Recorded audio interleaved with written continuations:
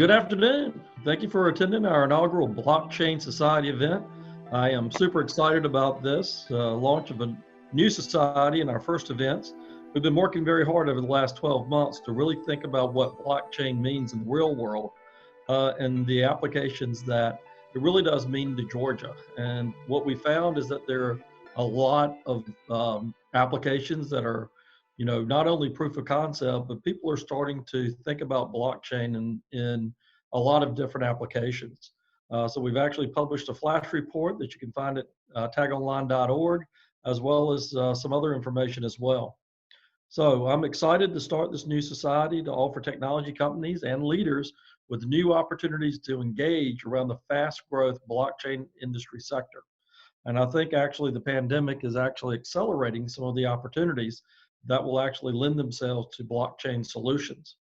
As blockchain technology evolves, transforming multiple industries, the Blockchain Society will foster a collaborative environment for the development and exploration of expanding uses for blockchain technology. To see more of the Blockchain Society events and other TAG events, again, please go to visit tagonline.org. And now it's with great pleasure that I would like to introduce Roop Singh, the Blockchain Society co-chair and founder. He is the founder of the Intuit Factory, blockchain and education strategy firm. And Roop has given 2 TEDx talks on blockchain and tokenization and related areas. Roop, I just want to thank you for your partnership. I want to thank you for your leadership. I'm excited about today. This is a great kickoff. And so without further ado, I'm turning it over to you, Roop. Thank you, Larry, and thanks for your leadership for creating this society and coming up with the task force about 1.5 years ago. And thank you all for joining. So the way this event will work is I'll go through some of the updates for the society, and then we will get to introduce our wonderful panelists, and then we'll get into the panel discussion, and then eventually we will get to some of your audience questions. So as we launch the society, here's something that we believe in, and this is our vision. So I'll let you take a look at this.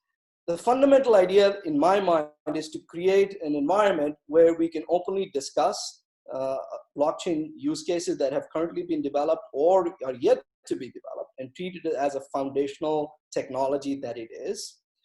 We also want to make sure that we engage our TAG membership and allow those companies to give a competitive advantage using blockchain. Eventually, personally for me, there are 2 things that ring out. One is I want to raise the level of discussion, level of conversation, intellectual debate, whatever you want to call it, brainstorming in Georgia about blockchain and its potential applications. And then second, I want to move from potential to actually materializing, manifesting, creating useful blockchain use cases, piloting, creating POCs, and then eventually products. And we are here as a resource for you all to do that. Here's our team. I want to thank each and every one of people here. Stephen Pear, who is at BitPay, he's the one of the co-chairs along with me. And then we have Melissa Davis for membership, Jagrati Solanki for events, and Stacy Snizer for content, and Wamshi Mangapali as our CRM admin. If you are interested, there are a couple of open roles, so feel free to connect with us to engage with us on those roles. Upcoming events. So this is what our calendar looks like for the rest of the year. We have 3 upcoming events, and the way you would get notified for those is this. You go on to the Blockchain Society page on TAG's website, and here's the URL. You can go to join now, and you can fill out the interest form, and that'll keep you engaged with all of our events and all of our content that we share.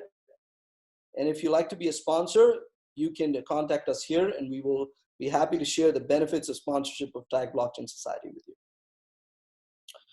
To me, eventually, and I said this in a lot of my talks, blockchain and a lot of emerging technology for that matter, it's a sport that you could either be a spectator or a player.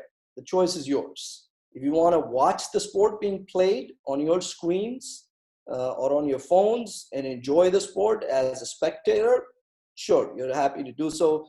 And some of us will just do that. But some of us are more enterprising and are very curious about these technologies and want to go deeper and actually want to create these use cases. We want to manifest these in real world. So we are here as a resource for you to make that happen. We can keep the conversation going. I would love to hear your ideas, your thoughts. This is your society as much as it's tags. It's the community that creates it. So you can write to me directly on LinkedIn or to any one of our committee chairs or co-chairs. And we are happy to listen to your ideas and incorporate them as we grow this nascent society. So with that said, let's move on to today's event. And boy, do we have a panel to make this launch happen. We're going to be talking about blockchain applications in the real world. And with us for that, we have Frank Heineck, Executive Director of Innovation Labs from NCR Corporation, Sherry Stein, Head of Technology Strategy for Americas at CETA, and Andrei Semenov, Director of Innovation for Supply Chain at Coke One North America. So please welcome all of these wonderful speakers, and we will get into the panel now.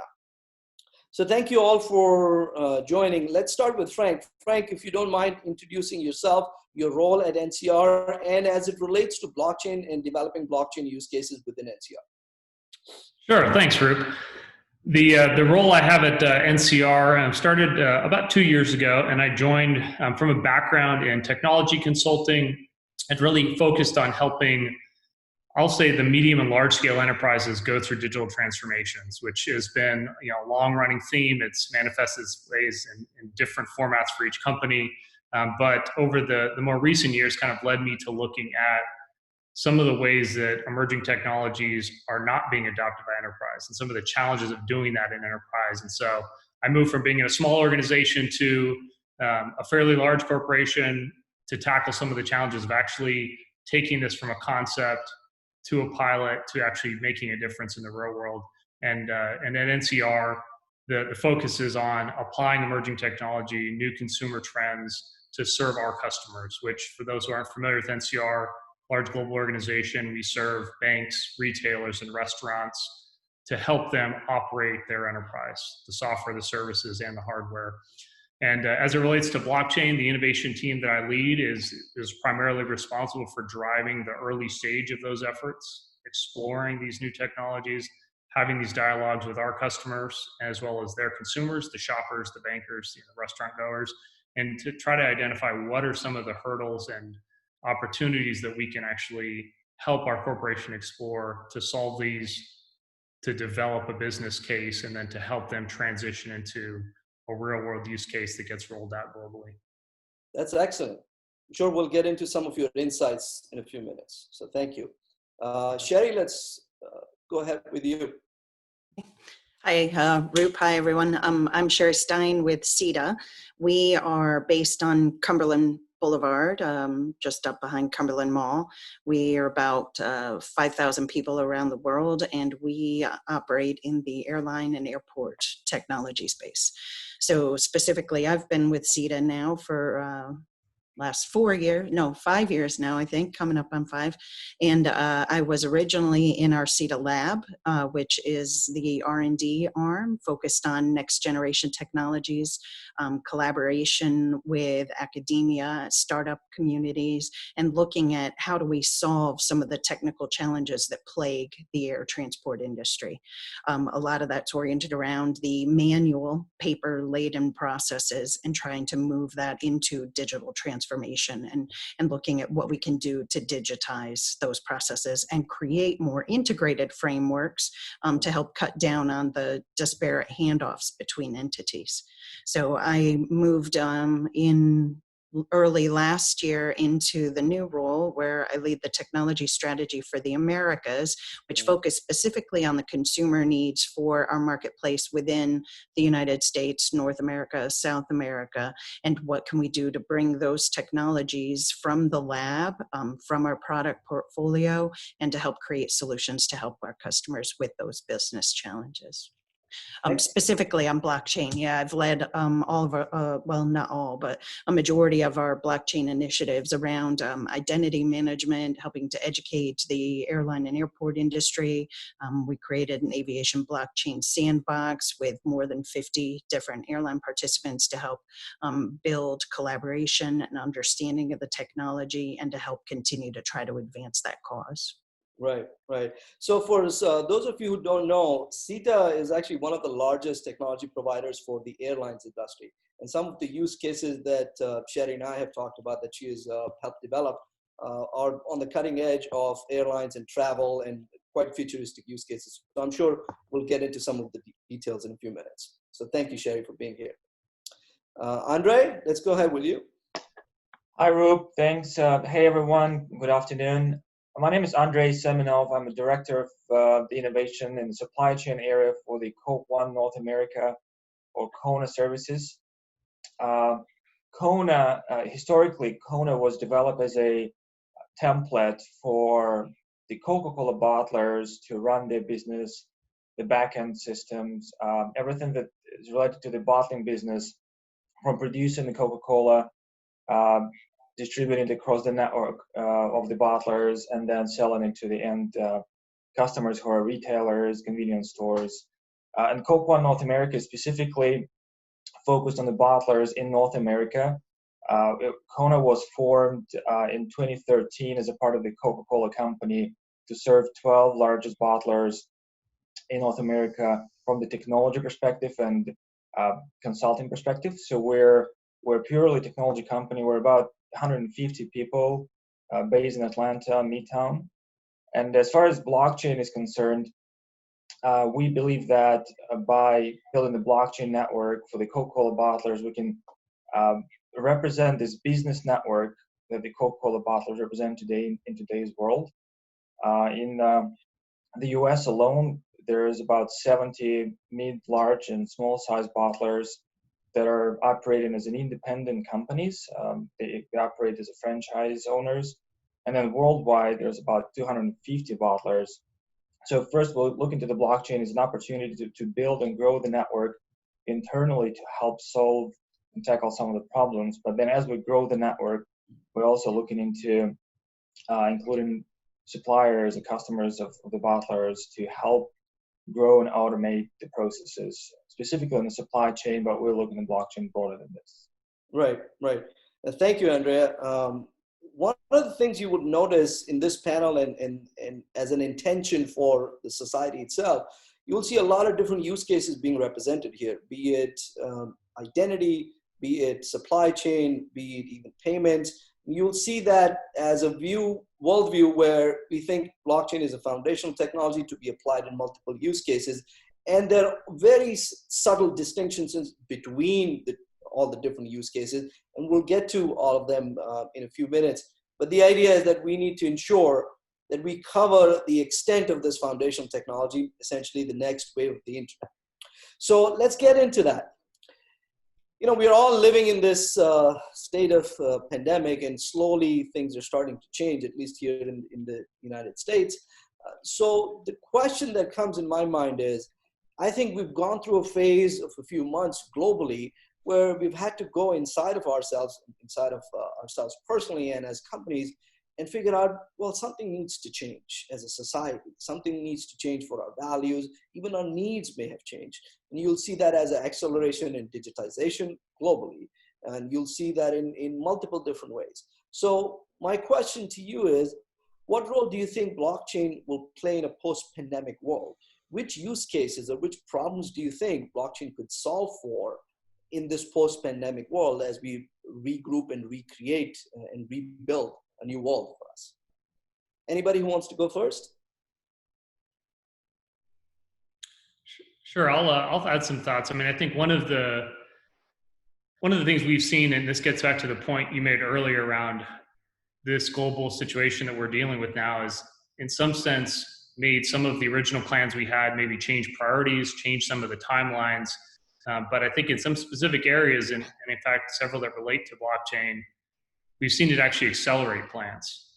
And so an example of that I think is relative to both the health aspect as well as just the ability to continue doing, the normal things you need to do to survive each week, is around identity. And so there's this aspect of, how do we understand who is interacting with different places physically, right? And understanding contact tracing. There's been lots of press about how do we do that, both in a way to keep ourselves healthy, but also secure and maintain our privacy. And then, for a large segment of our customers, this has been an extremely challenging time, and we hear from them how hard it is to continue operating. And there's others, let's say the grocery space, that are busier than they've ever been, right? And so you're trying to figure out how do you keep people fed, keep your employees safe, and do that in a way that maintains the safety and in a lot of ways eliminates as many touch points as possible, right? Things that previously I think we're moving towards a society where things are more directed in terms of self-service, using a mobile device, right? Being able to do things without going to somebody to help you do that. And in fact, now with the intent of removing contact, digital identities become a much more, I think, interesting area to accelerate the plans. And so for us, the way we've seen that manifest is how do we begin to share information privately in a secure way across different entities? And how do we do some of the things we formerly did around payments, around understanding, are you old enough to buy something in a store? Doing these things in a way that is secure and is not siloed. And I think for us, that's one of the interesting and I think attractive applications of blockchain is the ability to build a network that multiple parties who may not have a business relationship, may not trust each other, but can nevertheless connect and share an understanding of who somebody is, what do we know about them that they're willing to share, and enable them to pay frictionlessly and securely, prove their age, and also, potentially even understand who might be, got sick, was in a certain area. And for us, that has actually accelerated these conversations around actually bringing digital identity, into the hands of consumers and allowing them to do this. And I think that juxtaposed with the intense concern around privacy that's only been growing over the recent years has made it that much more valuable to do things in a zero knowledge proof way, in a way that can be controlled by the individual and give them the right to opt in or opt out of these things and still maintain some of the things that aren't potentially an opt out option, like safety and health. Yeah, very well. So I think that's a very appropriate use case for blockchain, looking at identity and the other side of the coin for it, privacy. And blockchain technologies offer a perfect solution for privacy preserving way while we still are able to share identity. And the ownership of that identity still remains with the user and not is lost with a third party entity like a government or a company. So those are some values for me. I'm curious, as we start opening up and start bringing the economy back up online, and we start traveling, Jerry, do you see immunity passports and things of that nature come up in your conversations with the airlines? There's a lot of discussion around health declarations, in particular, as part of a border management process for having the right to travel or the right to fly. And, a lot of that, though, because of the lack of proper vaccine records or, ability to do anything other than a self-asserted affirmation, right? I don't have a fever, I swear, let me fly, right? So there's a lot of work to be done around making sure that those things can be done in a way that protects privacy, protects commerce, and our civil liberties, while also protecting other passengers in the marketplace. And so, we're not treading lightly there, right? We're really taking a very thoughtful approach at what technologies we look at and what solutions we bring to the marketplace in order to help support those initiatives. Right. But I absolutely see from a border management perspective why a government, could see the need for adding health declarations as part of your right to enter a country in the same way that they do today with customs and immigration forms. Interesting. So, if you could share this publicly, I'm not sure, but how close are we to such applications actually making way into our real life and into our travel plans? Well, from a border management perspective, a lot of countries do that today. When you enter a country, they have landing card forms that you have to fill out. Some of them have different forms. They might want marketing data. They might want to know what hotel you're staying at. But importantly, they also want to know when you're scheduled to leave and making sure that you do that within the right visa stay requirements. And when things like, H1N1 or SARS, they do have the agricultural disclosures as well, right? The foot and mouth disease. Have you been in any of these countries? Have you, been on an agricultural area? Those are already in existence today. But because many of them are printed on paper and distributed on paper, it's a lot harder for the countries or the airlines to be able to react dynamically to the malaise du jour, not to take COVID lightly, of course, but so what we're looking at is how do we digitize those forms to make them more dynamically adaptable, and of course to tie in things like blockchain to prove the provenance of the data as well. So I think those are things that we'll continue to see evolve. I mean, to me, it's a natural trajectory. We go there now or in a few months. Eventually, we will, just because the technology is available now, I think we should be able to do it. Okay, let's move on to next set of questions. Andre, did you have any thoughts on this topic? Yeah, I just wanted to add on top of what's already been said. I think these are all use cases, both Sherry and Frank described. From the supply chain perspective, what we've seen is a lot of disruption in the supply chains, especially with growing demand in certain products and some of the organizations or restaurants being closed. So the demand's shifted, and I think there's an opportunity for building the blockchain solutions to provide more visibility into the supply chain transactions, and also the visibility to the inventory, for example, from retailer to the visibility of inventory to their suppliers and maybe their planning cycles, and then providing to the suppliers the information about the store's demands and how they see it, just extending it further to what maybe they have today with the integration on just the order processing between their supplier and the retailers. I can see this as a good use case as well, where you have multiple businesses maybe not having enough trust between them today, but using the blockchain to build this trust to open up some of the information to allow supply chain operate more frictionless. You said the key word, trust. We cannot have a blockchain conversation without using that word. So I'll ask you the same question that I asked Sherry. How close do you think we are in real world implementation of that specific use case of supply chain between different supply chain partners? So I think what we're going to cover today and what I'm going to cover during my presentation on the use case, I'll present what we've already done.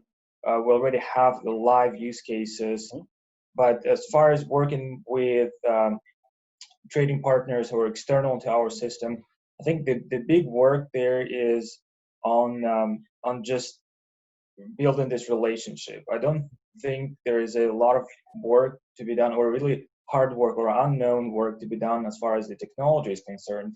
Definitely a lot of work required there, but it's building this relationship between the businesses, building the trust, and just coming up with these use cases and investing into it as a consortia, not as a separate company in silos, but as a consortia, try to solve those issues. So I think we're getting closer there. As you can see, everybody's doing their own developments inside. If you look into Walmart's and Targets of the world, and also from the supplier perspective, you see a lot of interest there as well. Just I think in a few years, or maybe sooner, because of the COVID situation, there's going to be some use cases where the companies will start creating this circles, maybe not necessarily the big network for everybody, but they'll start creating this circles to connect a few key suppliers, retailers together. Right, right. So since you already started on that, our next section is on blockchain use cases in your organization, the journey you cover. So why don't you key up your slides? And as we do, I'll wrap up the previous section. To me, the use cases that the pandemic is accelerating for blockchain are the following. I can easily see maybe there is a bigger pandemic in the future where we are not able to go to voting. And we've seen that in some of the recent developments in elections. So online voting is a very significant use case that I think we should develop in the case that we are not able to physically go to votes. Immunity passports is one that we've already mentioned. And then to me, identity records just beyond immunity passports becomes relevant, as we've talked about. The one use case which I found really fascinating is the following. I don't know if many of you knew this, but when the first bill was passed in the, I believe in the House for coronavirus stimulus, there was a very interesting segment of it, which was to create a United States dollar, but a digital cryptographically secure blockchain-based dollar. And what that also included is creating digital wallets for people. So what that could do is we could have direct deposit into those digital wallets, almost circumventing the current set of financial players like banks. And that bill, that part of the bill was then voted out in the next round.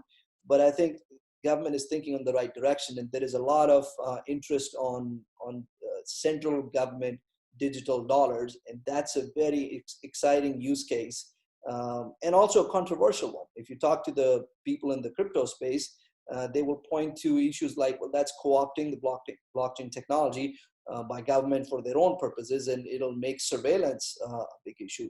So controversial one, but still very interesting to put money directly into digital wallets of individuals. And in a post-pandemic world, I think that kind of use cases will be looked upon very significant. Okay, so moving on, let's talk about use cases that these companies are developing. Andrea, back to you. Can you see my screen? Yes. Perfect. So the use case I wanted to talk today is the network, the blockchain network that we have in mind that we're building for the Coca-Cola bottlers.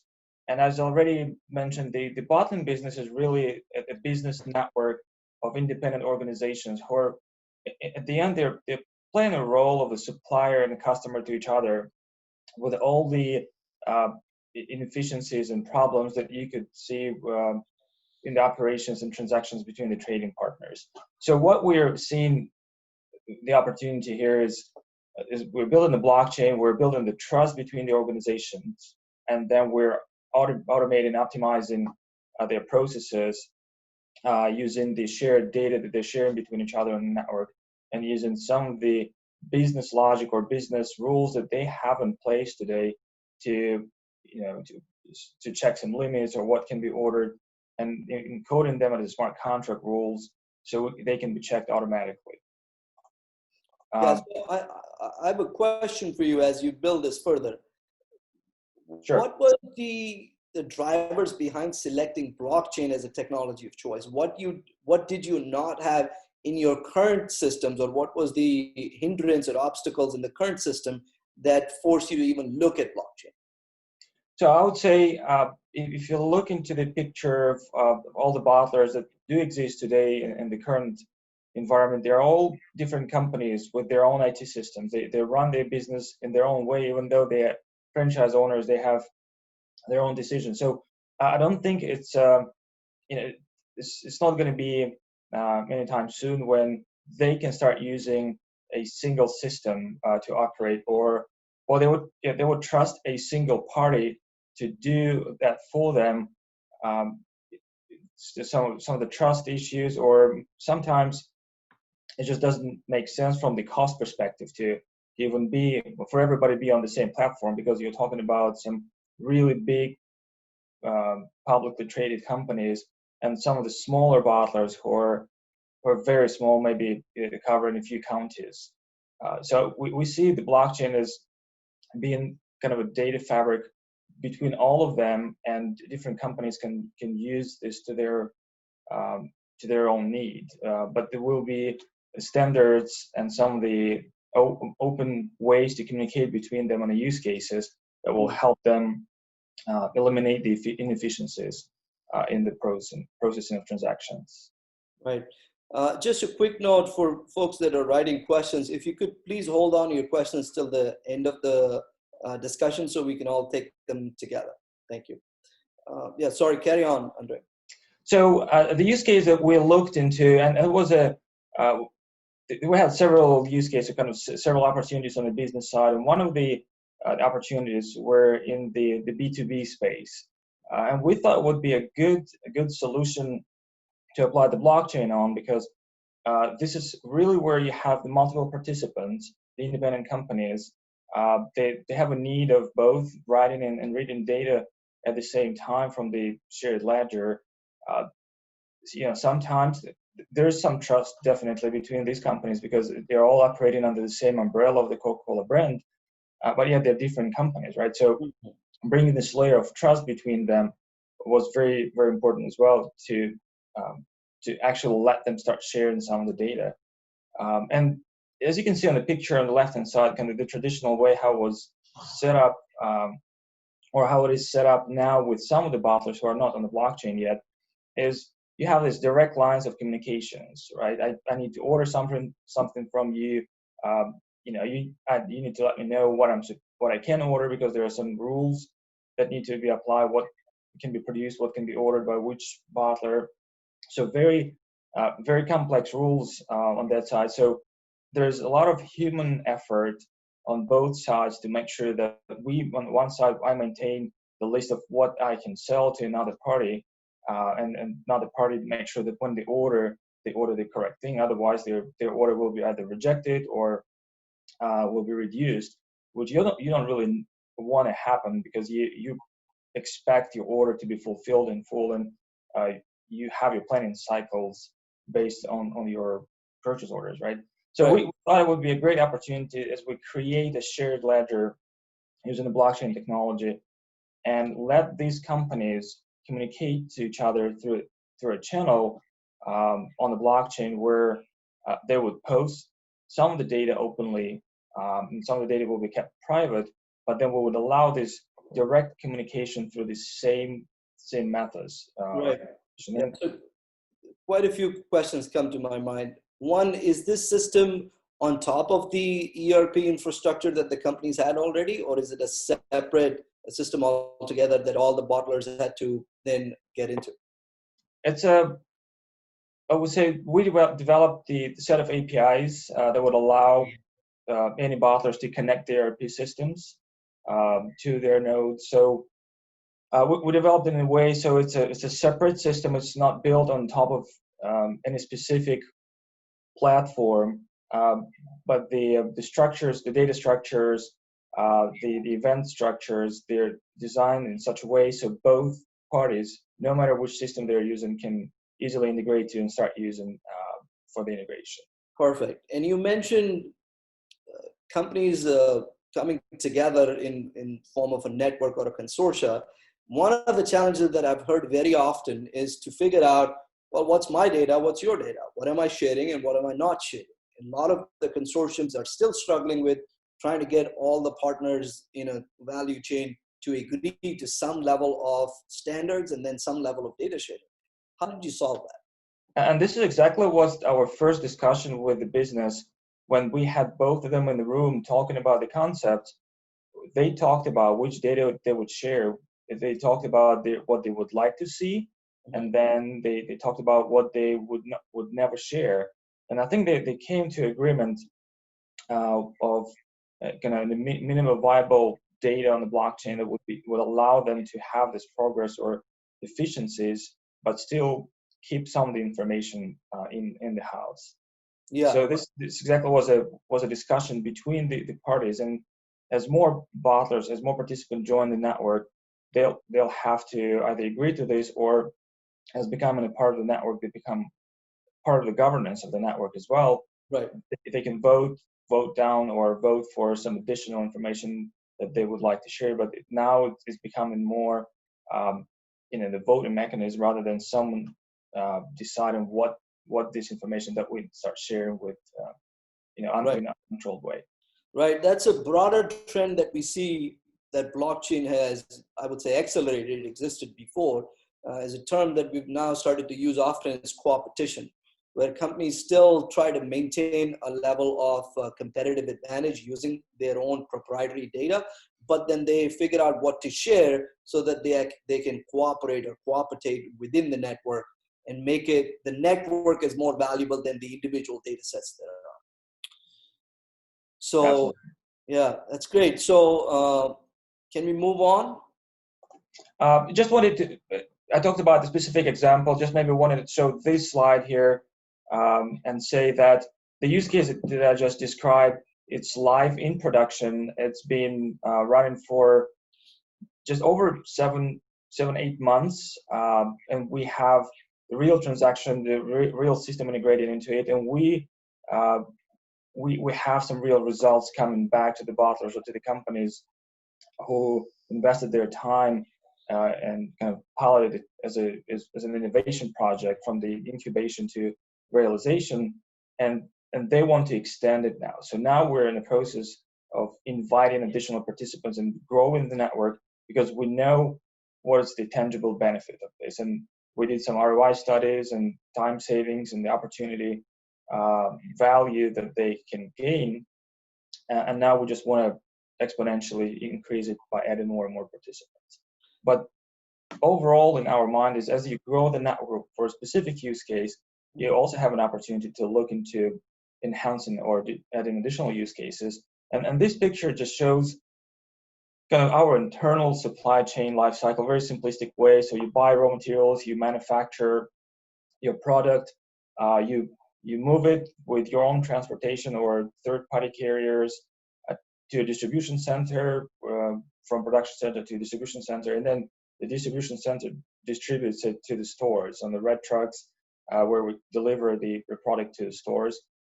And if you look at the blockchain today, we just implemented this piece of a puzzle from a manufacturer to a distributor.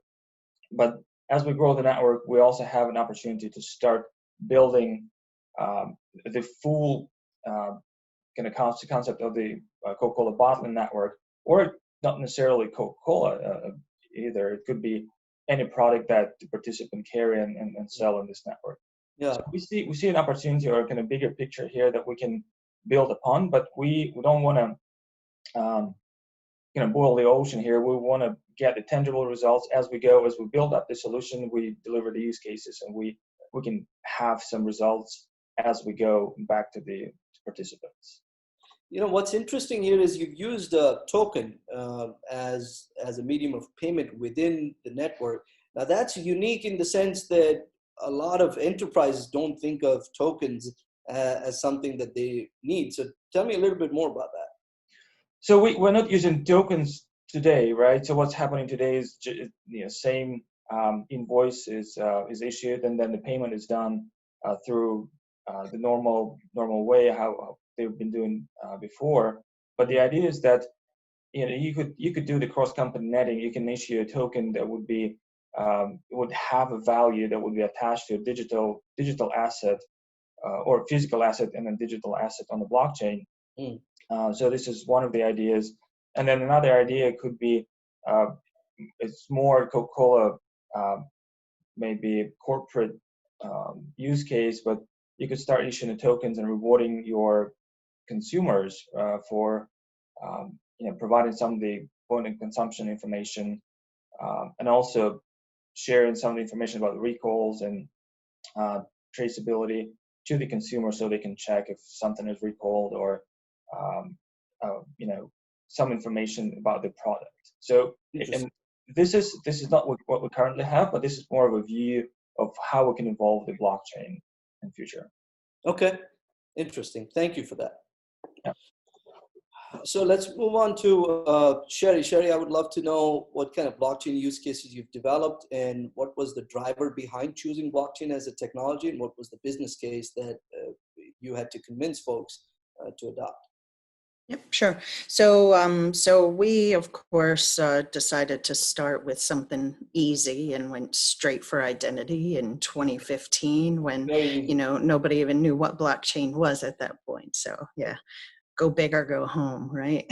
So we built an app with blockchain. It was based on the idea of a digital enrollment where you would scan your passport information and then be able to use that to travel, and then have that verified by an agent or effectively notarized or stamped when you got to the airport. And then that way, you know, when you did your check-in, the person at bag drop didn't need to check your ID. The TSA would need to recheck your ID. It was to create that framework for trust as part of the process.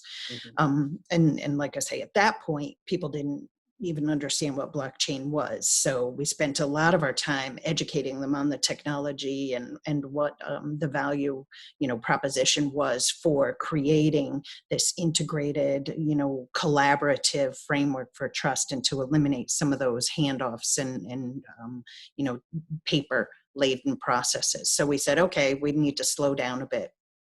And so that led to our project called Flight Chain, which was taking publicly available information, flight status information, so and using that to create a framework where two airports or two airlines could share information backed by blockchain as a way to start demonstrating how this would work and without compromising any private information, because all of this information is already publicly known, publicly held. So it created a really easy way to start, you know, working together and bringing different organizations together to look at how that would work.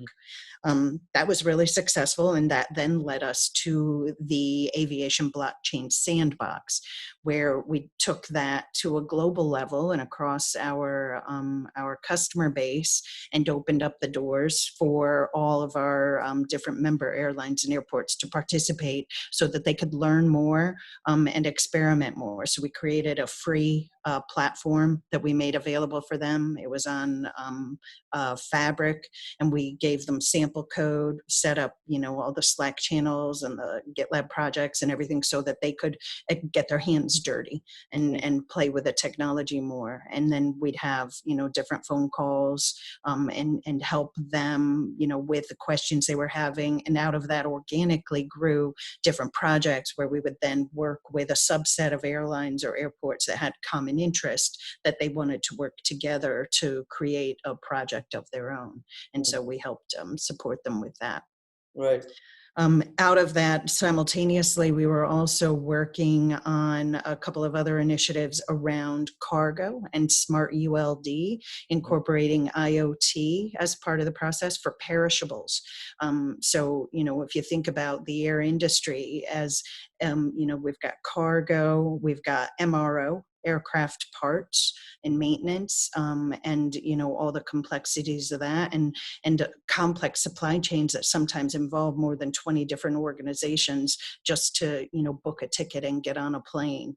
And so that's then a natural evolution outside of the identity space is we formed the MRO Blockchain Alliance that brings multiple entities together to look at how do we create provenance for aircraft parts, so that even though it doesn't happen very often, when you sell an airplane, there's a book about yay big of all the paperwork for all the parts history and the maintenance history. So again, back to that digitization of looking at how can we move those from paper to a digital format and then use blockchain to create the provenance, the history, to prove, you know, that the part was legitimately obtained, you know, from an available and trusted source, and to try to help, you know, make the process of selling an aircraft smoother, so that, you know, those records were immediately available and could, you know,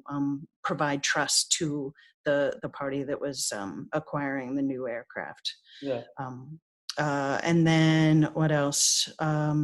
Smart ULD again was focused around perishables, and same thing is how can we make sure that those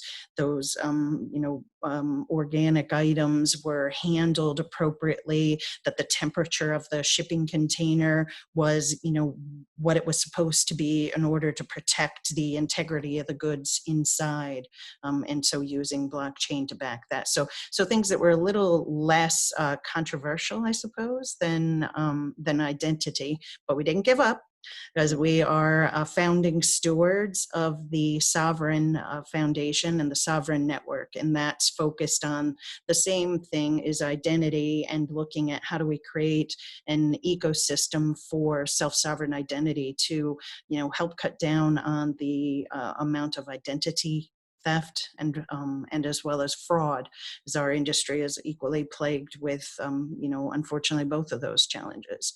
And so we're still very committed to looking at how we leverage self-sovereign identity, the promise of blockchain, and mobile or digital passports, digital driver's license, digital credentials in order to facilitate those travel processes.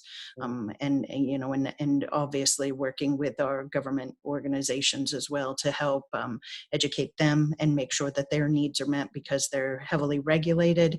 Lots of concerns around, making sure that the right person gets on the plane, that they've been properly vetted as part of that process. So a lot of work with TSA, U.S. Customs and Border Protection in this country, other organizations like the likes of ICAO and IATA, who kind of govern our industry, and a lot of time spent with those to help, make sure that we create a framework that works on a global basis as well. That's very exciting. Identity itself and self-sovereign identity is one of my favorite topics to talk about. So we won't spend too much time, but what I want to mention here is, it seems to me, looking across different use cases, that there's some few themes that come out. One is that there are a lot of manual processes across different agencies, different entities that you are then automating. So blockchain becomes a means of business process automation and further improvement. And then if you take the notion of self-sovereign identity, for those of you who are not familiar with the term, it means that the user has the sovereignty or ownership of their own identity because it is organically theirs. So how do we implement that so that the data could be shared, but still the ownership is maintained and shared in a quick, efficient, effective way, so that we can get somebody on the plane or we can get a perishable from one point to the other. And that's a theme that I would say exists across multiple use cases, even the previous one, business process automation, and then taking identity of an asset, be it a physical asset or a human, and then making sure that the provenance is tracked or their activities are tracked, and then they're shared in a privacy preserving way. So what I wonder is, your use case is something that you would have to deal with in a very regulated environment, as you said. So what are the challenges you faced developing this over the last 4 to 5 years? What was the most important or most difficult challenge? Was it the technical architecture?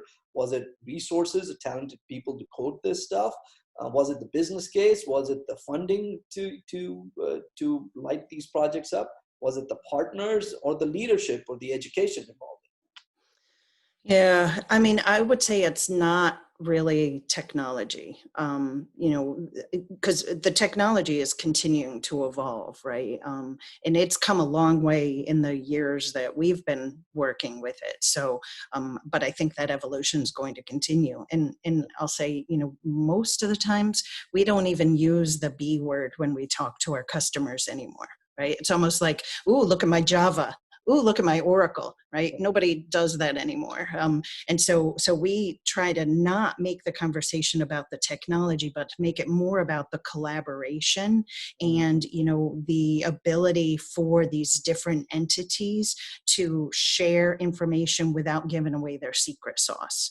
And so a lot of time spent on, the biggest challenge, I think, has been making sure that we find people that we can work with that have common interests, right? There's no point in working with an airline that flies in Asia with an airport that's in the United States that they don't have service with, and another airline in the Middle East where there's no overlap. So they have to have a common network and a common interest in solving that challenge. So once we find and identify those parties, then it really becomes a discussion about being able to figure out where the overlaps are and where the pain points are. And if they've got gaps in the data today, blockchain doesn't fix that. Right? So they have to figure out how they're going to address those gaps as well. And so we spend a lot of time really in that kind of consultative approach before we even get to the technology of trying to make sure that we can effectively map the process of what it is today and what we want good to look like.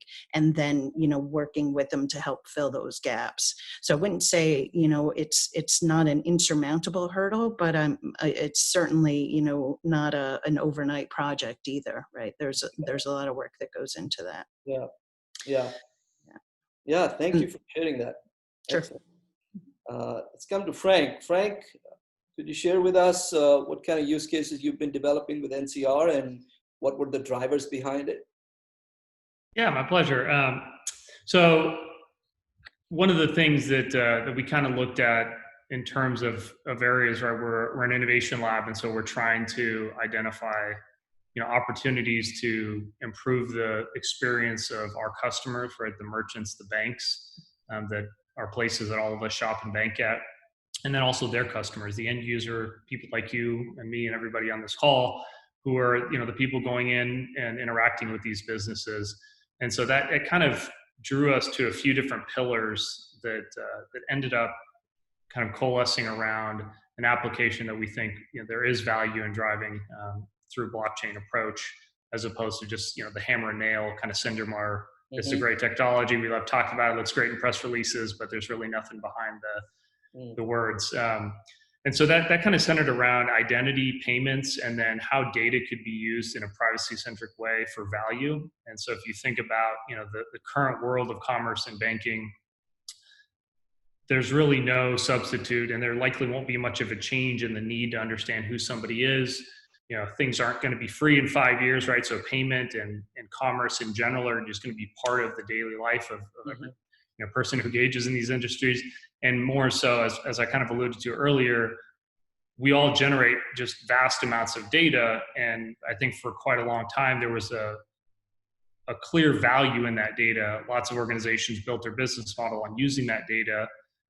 And there's been a shift in individuals realizing that they don't really know what their data is being used for, and it's floating out there in all these different formats, that there's a need to kind of bring that back and gain some control back over it. And so we started looking at across those different pillars. The most obvious one for us and the kinds of customers that we serve was around payments. It's also, I think, natural for Atlanta, right? What is it, 70-some% of all payment transactions in the world flow through our state. And so you didn't have to look hard to think, hey, part of the story should be around payment.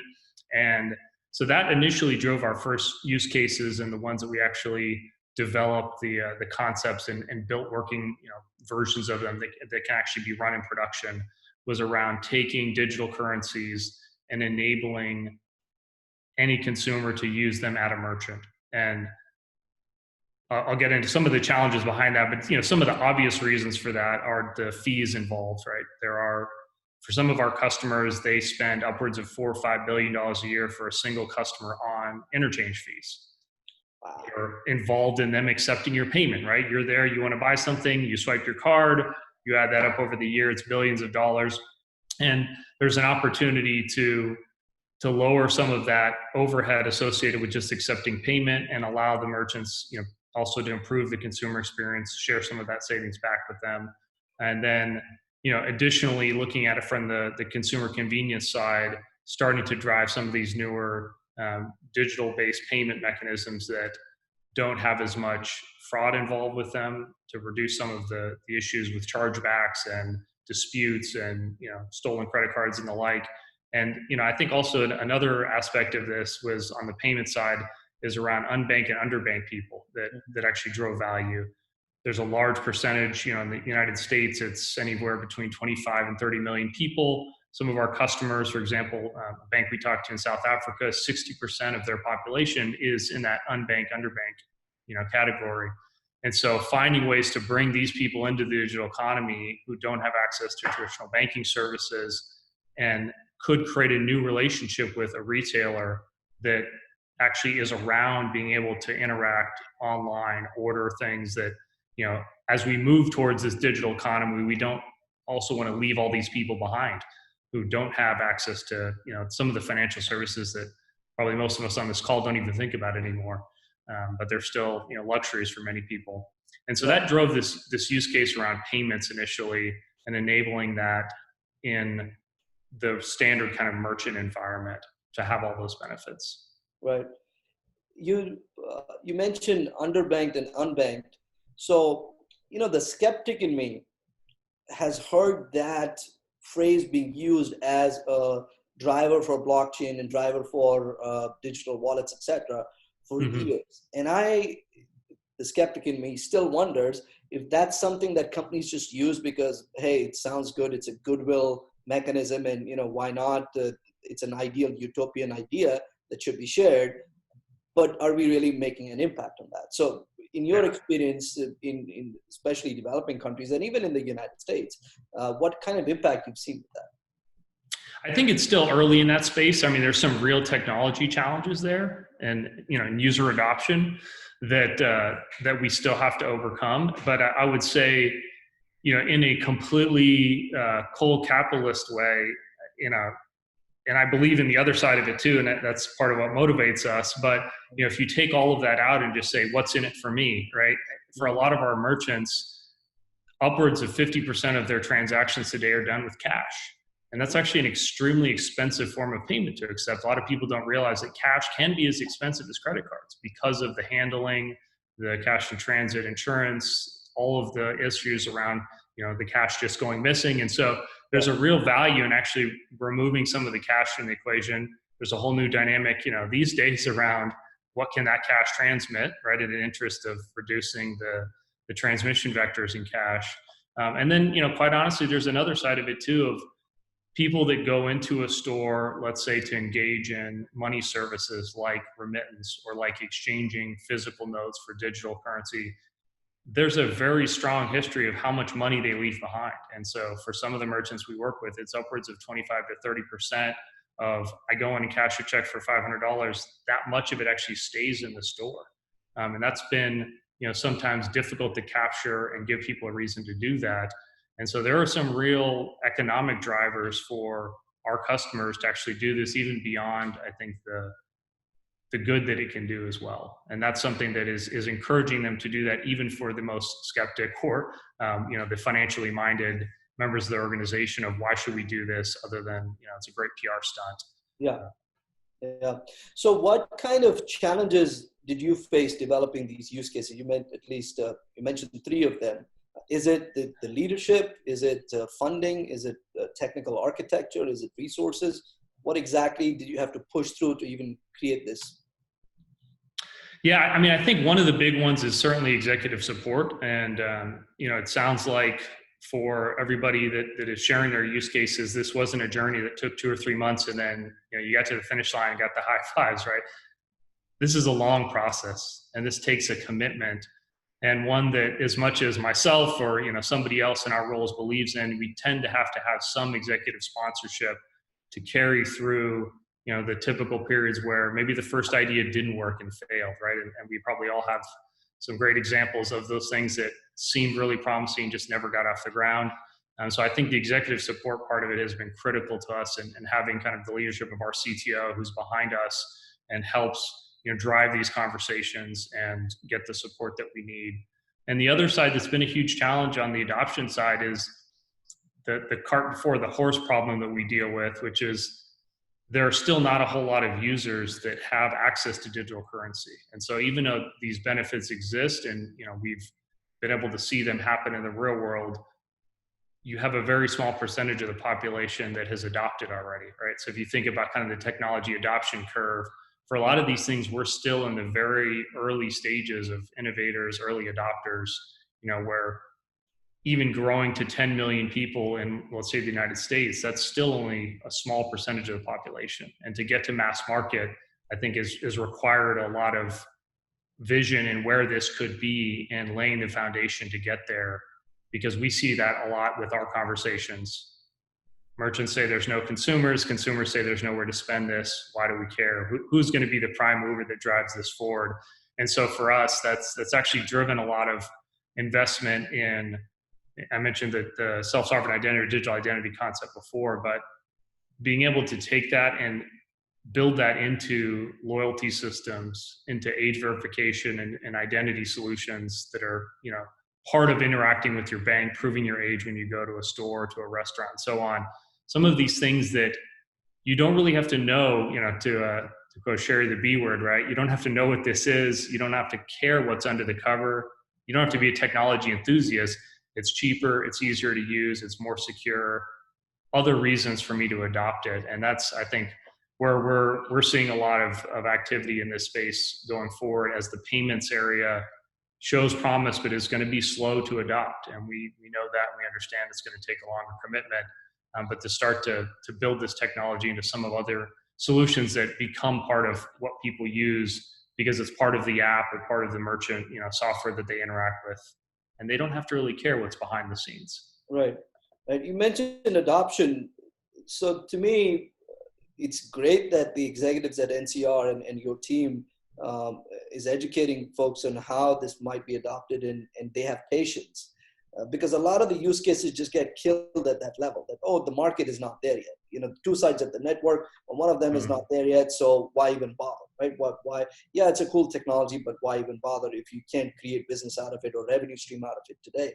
So what are those conversations that look like for you when you have them? I think it's a multi-pronged approach. We have to find something that's got clear business value that can be realized today, and that helps provide fuel in the tank to continue the exploration of some of these others that are going to take longer to evolve. So I'll say one that's kind of interesting in the current time we're in. It's been accelerated by the COVID pandemic. It's something that is getting out to be in the real world today, and something that we feel is going to be adopted much sooner than we probably expected, is the need to validate your identity when you interact with restaurants and retailers. And so that's an example of the payment story is going to take longer to get there, and there's going to be markets where we see it happening sooner than others before it becomes a major revenue impact for us. But leveraging things like digital identity in the commerce space are being accelerated to enable you to go pick up, and self-serve yourself when you go to a restaurant, right? I don't know if folks, somebody on this call is, I'm sure, use this, right? But the idea of actually going to a restaurant now and never getting out of your car, getting your food, and actually getting an alcoholic beverage to go, they still need to comply with laws. They still need to prove how old you are. And people don't generally want to hand their driver's license over to somebody else to have them check it and hand it back to you. So can I do that without any contact? And, moreover, why does the person maybe standing outside the window of my car door or in the lane, when I'm buying something at a grocery store, why do they need to know my home address, my first and last name, my month, day, and year that I was born to allow me to buy, a bottle of wine? That's information is not necessary. They need to know, am I greater than 21 in age? That's all they need to know. So some of those things are, becoming real world use cases. They're getting embedded into some of these applications, and the retailers that we're working with on that are some of the largest in the world that are starting to roll this out to their customers. And we think that's going to accelerate in just the next few months here. That's exciting. And so thank you for sharing all that. Let's play a quick lightning round, if you will. So top 2 things that executives of companies looking to develop blockchain use cases need to keep in mind. And we have covered some of them. This is just to summarize. So top 2 things that executives need to keep in mind while developing blockchain real world application and use cases. And we'll start with you, Frank.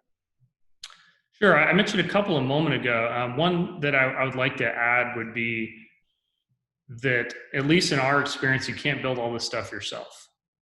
And so there's a a real need, and maybe for some companies this is an easy transition. For others, it's more of an uncomfortable, new arrangement to make, right? In terms of working with partners, working with startups, other people in the ecosystem. But for us, that's been critical to move quickly, and so not being afraid to embrace extending your interactions to other organizations, and not necessarily trying to start off, I got to go hire 10 blockchain experts and bring them in-house and have them work for me. Okay, fair enough. Thank you, Frank. Andrea? Yeah, so I think if I name two things, I would kind of echo what Frank said. You can't really do everything yourself. So first thing that I would think would be important is embrace the open source collaboration, right? So the big enterprises and companies, they used to develop their own code and they kind of keep it private. But here you have really an opportunity to give more than you take, right? So if you're working on some integration or some business problem that you think could benefit your partners, but also sometimes could benefit your competitors, but don't be afraid of sharing what you see, what you find out, and then taking what you need. So I think this and embracing the open source, and secondly, again, for the business, for organizations to be able to work as a consortia, as a network together, and maybe sitting at the same table again with your competitors or companies you didn't work together historically. So I think okay. So open source and co-opetition. Yeah. Awesome. Thank you. Sherry? So I think first is, thinking about the organization, right? Like blockchain for one doesn't make sense, right? It really only adds value where you're trying to solve complex issues where there's handoff between parties, or maybe it's business units or, parts of the organization that don't normally work together but have a high level of interdependency. So I'd say, making sure that those are the problems that you're looking at and trying to use blockchain to solve, because otherwise it's not really going to add value. Mm-hmm. And equally, I'd say is, when you're thinking about blockchain, is don't think about, I want some of this. Where does it fit in my technology stack, right? It's more about business process analysis. So looking at the process of, where you're having an issue or having a challenge, understanding that process, understanding the data flows, and then working to figure out how blockchain can help address that. Because again, if you don't have that data today, blockchain doesn't fix that. So there might be other challenges in the business that you first have to address before you can even look at those collaboration frameworks. So thinking about it from a business process level, I think is also a good starting point. Interesting. So the why before the how. How is easier to solve than why?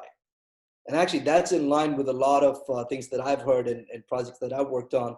A lot of times, it's the technologists in the house that are very excited about the technology, but then there is not enough of a why yet discovered or developed to say, okay, this is what's going to add value, to your point, above and beyond the existing tech stack that they already have.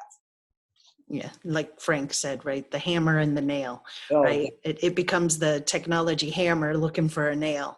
And so, it's kind of the reverse approach, I suppose.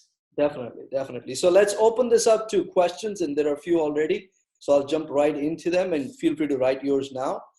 So this is for NCR.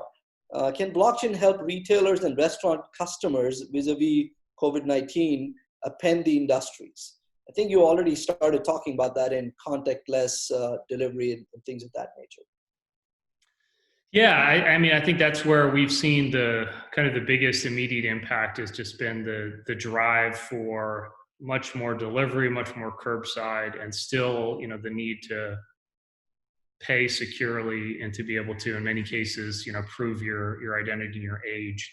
And if you think about that in the grocery context as well, it's not just about buying alcoholic beverages, but it's also pharmacy pickup and being able to, purchase items that have other sorts of, I need to know who this person is to be able to clear release of this item. And so I think those have been some areas that we've seen traction on.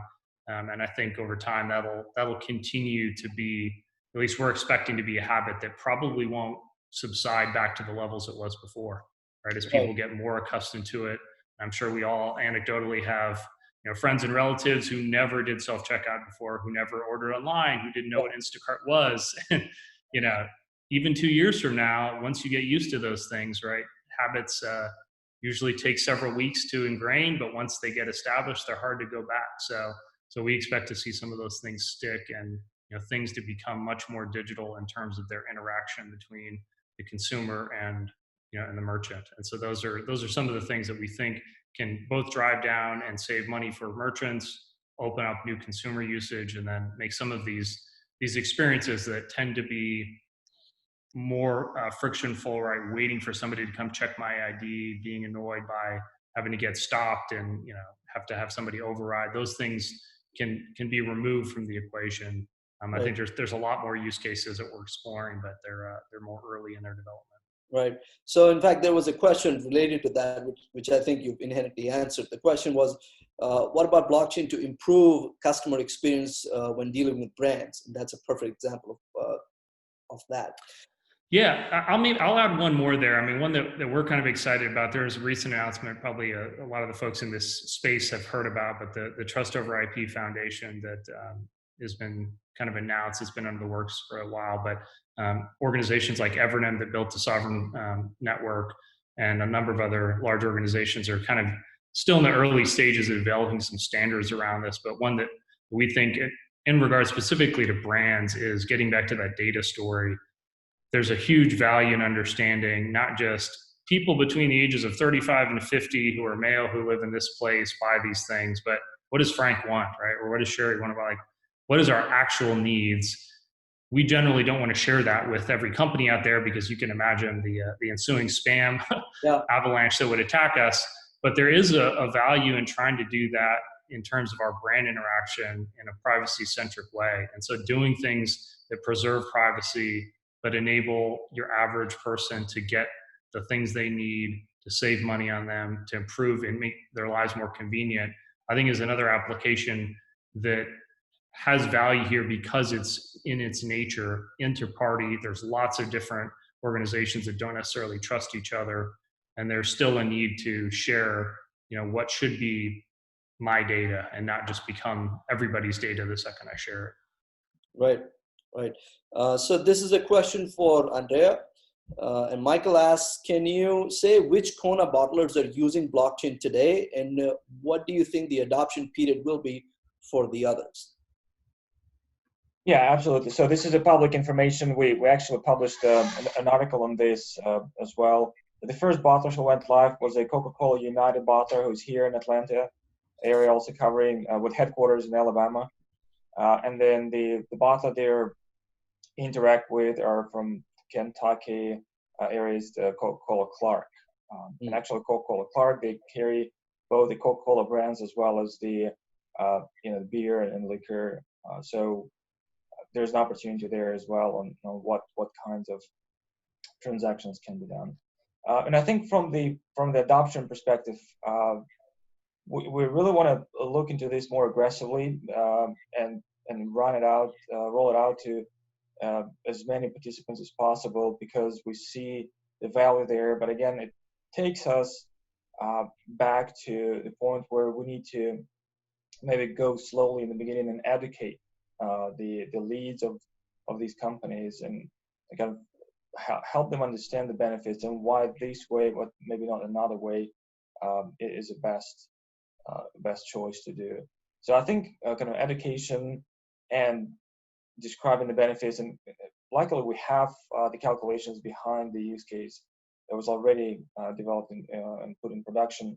So it's going to become easier and easier as we grow the network. But maybe if I were to say what the plans are in the beginning of the year, I was hoping that 2020 would be the aggressive rollout. But now we know that in the past 2 months, the bottlers, they had some other bigger issues to deal with. So this could impact the timelines, but I see maybe the next 12 to 18 months. Sweet. Okay. So let's talk about a technical question that's come. How about interoperability between blockchain networks? So that's an interesting question in multiple ways. Andre, since you're talking, we'll just start with you. I know that you've developed your own network. Did you have to interface with other blockchain networks? We have not, but this is a big topic. I think the first thing that we really need to think about is how do we develop our interfaces or applications so they can talk in future to other networks. And first comes in mind is you have to follow the standard. So in this case, we're working a lot with the GS1 US organization on the standards, specifically standards that they have today that can be applied for the blockchain applications like GS1, 128, or EPCIS, and how they're being used in conjunction with the blockchain developments. I think so. Number one is looking at standards, and so we can talk apples to apples when we ready to talk across the network. Yeah. Yeah, and I think from the technology perspective, there's a lot of interesting development going on. I think some of the languages they're being written like DAMO, if you heard about that. Yep. You could run a verification in different stacks, right? But it's going to run as a smart contract and check the rules in different stacks, and maybe with this you can provide the interoperability. Yeah. In the network. Yeah. So standards to me is a chicken and egg. And it needs to be developed for each industry or each type of use case. So it's an interesting question to look into. Let me go to Sherry. Sherry, have you had to deal with interoperability with other blockchains? Yeah, and it's an issue right now. Each one of them is still a proprietary standard, if you will, of its own. They don't interoperate.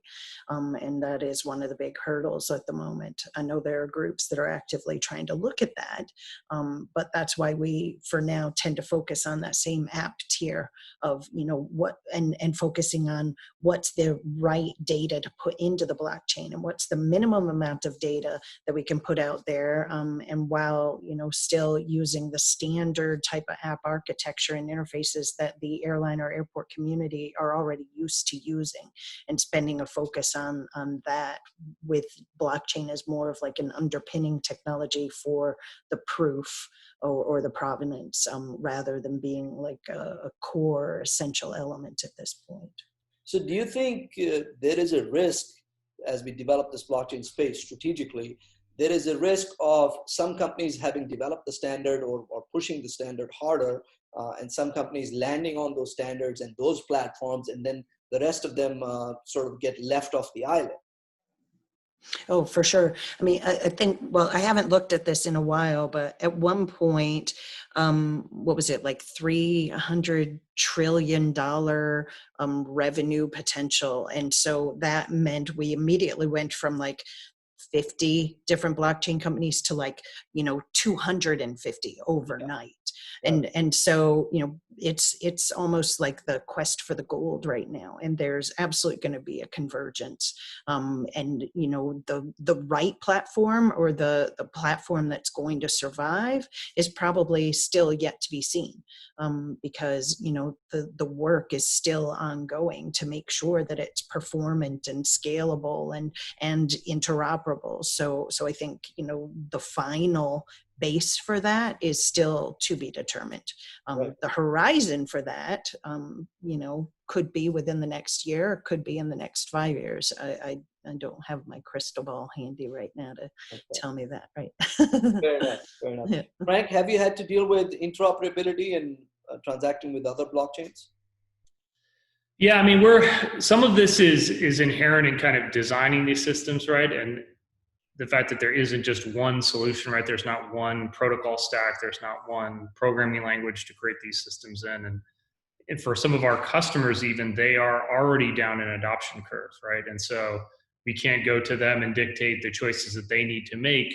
For example, different banks, looking at different digital identity providers for their KYC, regulatory compliance. And that, I think, for us is it's still developing. There's some, I think, promising work in the standard space, but that is one area that we're very focused on continuing to watch closely and support, because for us, particularly around payment and digital identity, a future world where each of us has 17 different identities is not an economically feasible one. There's too much integration. There's too many challenges.